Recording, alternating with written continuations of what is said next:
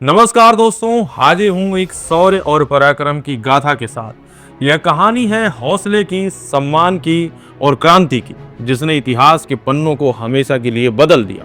भीमा कोरेगांव पेशवाओं के जातिवादी घमंड के खिलाफ महारों के आत्मसम्मान की लड़ाई थी। पहले इस कहानी की पृष्ठभूमि को समझ लेते हैं। पेशवा मूल रूप से छत्रपति यानी मराठा साम्राज्य के राजा अधीनस्थ के रूप में सेवा करते थे। छत्रपति संभाजी की मृत्यु के बाद मराठा साम्राज्य की कमान उनके भाई राजाराम के पास रही। 1700 में राजाराम की मृत्यु हुई और उनकी धर्मपत्नी ताराबाई ने अपने पुत्र शिवाजी द्वितीय के साथ मराठा साम्राज्य की कमान संभाली। 1707 में औरंगजेब की मृत्यु के पश्चात बहादुर शाह प्रथम ने छत्रपति संभाजी के पुत्र साहू जी को रिहाई की कुछ शर्तों पर अपनी कैद से रिहा किया। उसके तुरंत बाद साहू जी ने मराठा सिंहासन का दावा किया और अपनी चाची ताराबाई और उनके बेटे को चुनौती दी। 1713 को साहू जी ने, जो कि मराठा साम्राज्य के छत्रपति बन चुके थे, उन्होंने बालाजी विश्वासनाथ, जो कि चित्पावन ब्राह्मण थे, उनको 5वां पेशवा प्रधानमंत्री घोषित किया। इसके बाद पेशवाओं का दौर शुरू हुआ और वे मराठा साम्राज्य के प्रमुख शक्ति केंद्र बन गए और छत्रपति एक शक्ति विहीन औपचारिकता का मात्र शासक रह गए, जैसे आज के समय में राष्ट्रपति होते हैं।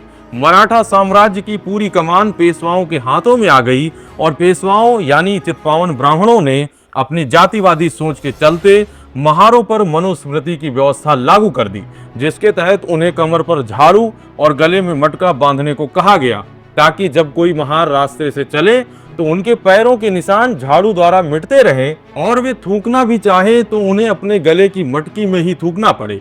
यह वही दौर था जब ईस्ट इंडिया कंपनी भारत पर अपना विस्तार करने में लगी हुई थी और उसके लिए उनको पेशवाओं को हराना बेहद जरूरी था और ईस्ट इंडिया कंपनी ने अपनी रणनीति बना ली थी।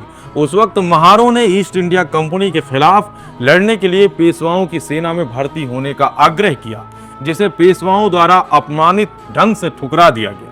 यह बात जब अंग्रेजों को पता चली तो उन्होंने महार जाति के लोगों को समानता की शर्तों पर अपने साथ ले लिया और उन्हें अंग्रेजी सैन्य में भर्ती होने के लिए न्योता दिया। महार जाति के लोग अंग्रेजों की सेना में भर्ती हुए और प्रशिक्षण लिया। चलिए इस समय की मशीन में बैठकर 1818 की उस ठंडी सुबह में चलते हैं, जब भीमा नदी के किनारे कोरेगांव में एक छोटी सी टुकड़ी ने विशाल सेना को धूल चटाई। दिन था 1 जनवरी 1818।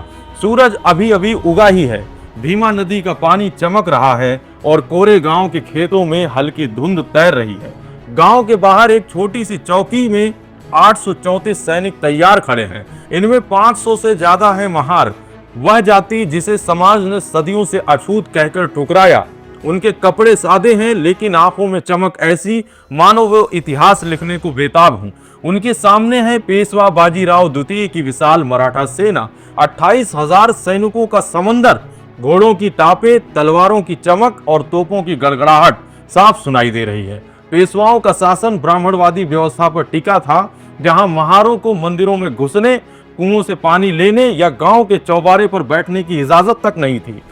कप्तान फ्रांसिस स्टांटन, जो इस छोटी सी ब्रिटिश टुकड़ी का नेतृत्व कर रहे थे, उन्होंने अपने सैनिकों को देखा। उन्होंने कहा, आज हमारी संख्या कम है लेकिन हमारा इरादा पहाड़ों से भी ऊंचा है। यह युद्ध सिर्फ जमीन के लिए नहीं बल्कि सम्मान के लिए है। अगली सुबह जैसे ही सन्नाटा टूटा, पेशवा सेना ने हमला बोल दिया। हवा में तीरों की सनसनाहट, भालों की चमक और घोड़ों की दौड़ ने कोरेगांव को रणभूमि बना दिया। इस टुकड़ी में एक युवा महार सैनिक था, विश्वासराव। उसकी उम्र मुश्किल से 22 वर्ष ही थी और उसकी तलवार पुरानी थी, लेकिन उसका जोश ऐसा कि मानो वह अकेला ही पेशवाओं को चुनौती दे दे। उसने अपनी टुकड़ी के साथियों को पुकारा, भाइयों यह हमारा मौका है। सदियों से हमें कुचला गया, लेकिन आज हम दिखाएंगे कि हमारी रगों में भी वही खून है जो वीरों में दौड़ता है। आज हम सिर्फ सैनिक नहीं बल्कि अपने सम्मान के रक्षक हैं। पेशवा सेना की पहली लहर ने चौकी पर हमला किया। महार सैनिकों ने अपनी छोटी सी किलेनुमा चौकी को ढाल बना लिया। विश्वासराव ने देखा कि पेशवा सैनिक नदी के किनारे से आ रहे हैं। उसने चिल्लाकर कहा, नदी की ओर आगे बढ़ो, उनकी पंक्ति को तोड़ दो। महार सैनिकों ने तीरों के बारिश के बीच अपनी स्थिति संभाली। वे कम थे लेकिन उनकी रणनीति और अनुशासन ने पेशवाओं को हैरान कर दिया। दोपहर हो चुकी थी, युद्ध और भयंकर हो गया।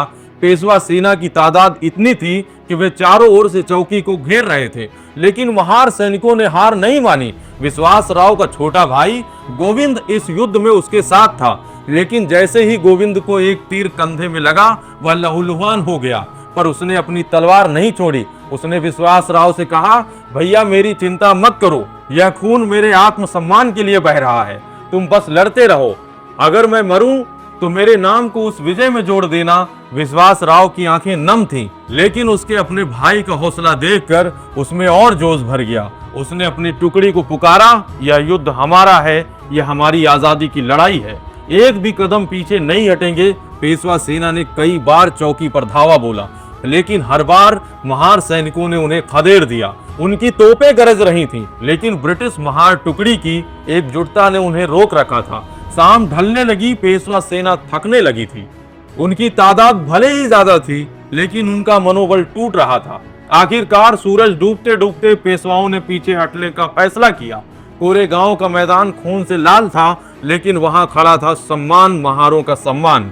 अब युद्ध खत्म हो चुका था, कोरेगांव में सन्नाटा छा गया। ब्रिटिश सेना ने इस जीत की याद में एक विजय स्तंभ बनवाया। इस स्तंभ पर 22 महार सैनिकों के नाम उकेरे गए, जिन्होंने अपनी जान दी। विश्वास राव, जो अब घायल लेकिन गर्व से भरा था, उस स्तंभ के सामने खड़ा था। उसने मन ही मन कहा, यह पत्थर का ढांचा नहीं, यह हमारी अस्मिता की पहचान है। यह बताएगा कि हमने सिर्फ पेशवाओं को नहीं, बल्कि सदियों की गुलामी को भी हराया। कप्तान स्टांटन ने विश्वास राव के कंधे पर हाथ रखा और कहा, तुमने सिर्फ युद्ध नहीं जीता, तुमने इतिहास लिखा। वक्त बीतता गया और कोरेगांव की कहानी गांव-गांव, घर-घर तक फैली। यह सिर्फ एक युद्ध की जीत नहीं थी, बल्कि सामाजिक क्रांति की शुरुआत थी। सालों बाद डॉक्टर भीमराव अंबेडकर जी इस विजय स्तंभ के सामने खड़े हुए। उनके सामने वह पत्थर का ढांचा नहीं, बल्कि उनके समुदाय का गर्व खड़ा था। बाबा साहेब ने कहा, भीमा कोरेगांव की लड़ाई हमारी गौरव गाथा है। यह दिखाती है कि जब हम एकजुट होते हैं तो कोई ताकत हमें नहीं रोक सकती। हर साल 1 जनवरी को लाखों लोग कोरेगांव आते हैं। वे उस युद्ध को याद करते हैं जब एक छोटी सी टुकड़ी ने न सिर्फ पेशवाओं को हराया, बल्कि समाज की जड़ों में बंधी गुलामी की बेड़ियों को भी तोड़ा। 2018 में जब इस युद्ध की 200वीं वर्षगांठ मनाई गई, कुछ हिंसक घटनाएं भी हुई, लेकिन कोरेगांव की भावना आज भी जिंदा है। यह एक प्रतीक है, सम्मान, प्रतिरोध और सामाजिक न्याय का प्रतीक। यह युद्ध सिर्फ सैन्य जीत नहीं था, यह था एक समाज के सबसे निचले पायदान पर खड़े लोगों का विद्रोह, जो सदियों की गुलामी को चुनौती दे रहा था। 500 सैनिकों ने 28,000 की सेना को रोका। यह सिर्फ ताकत नहीं, बल्कि हौसले की जीत थी। कोरेगांव की यह कहानी बाबा साहेब के लिए एक मिसाल बनी, जिसने उन्हें संविधान लिखने और दलितों को उनका हक दिलाने के लिए प्रेरित किया। यह कहानी सिर्फ युद्ध की नहीं, बल्कि उस आग की है जो सदियों के अंधेरों को जलाकर रोशन बन गई।